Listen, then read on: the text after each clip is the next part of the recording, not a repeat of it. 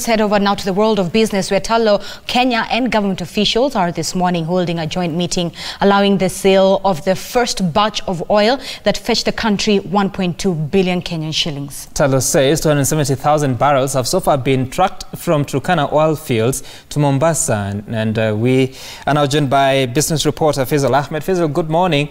It appears that finally Kenya is making fortunes in terms of this sector is concerned. Are these figures the true reflection of the trade that has been happening since that process began? And is Kenya officially now an oil exporter? Thank you very much, Sam and Zinzi back in studio. Let me start with you, Zinzi, on your question. The early oil project was actually meant to test and work out any problems that might have occurred before Kenya actually ventures into full oil production that is expected to start in 2022.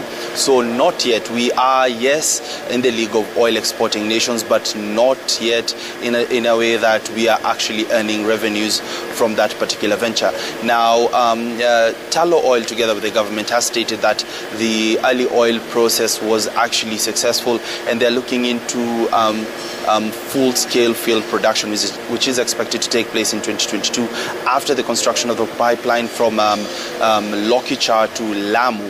Now, some of the issues that came out after today's meeting was that what next? Now Kenya has actually exported its first batch of oil. It has been received well in the market. The sulfur levels of the oil is low because, high sulfur levels actually cause oil prices of that particular origin, or rather, if Kenya, for example, its oil had actually high sulfur levels, that would have fetched lower prices. But if because our oil is actually low in sulfur, that has actually benefited us in the international markets. Some of the issues that came out were the pipeline construction, which is expected to end in 2022, and also the pilot scheme, which has ended. Now, the government was keen to try and differentiate this, since many reports stated that Kenya had earned this money. This was part of the early oil project scheme, and full commercial production will start in 2022 once the oil is being exported out of the country. According to PS Andrew Kamau, the oil has been received well in the international market. We had over 21 expression of interests, and at the end we had 8 bidders who are actually interested in buying the oil. China Chem was actually the winning bid, buying the oil at 1.2 billion shillings for the 200 barrels of oil at the Mombasa, Kenya pipeline refinery plant.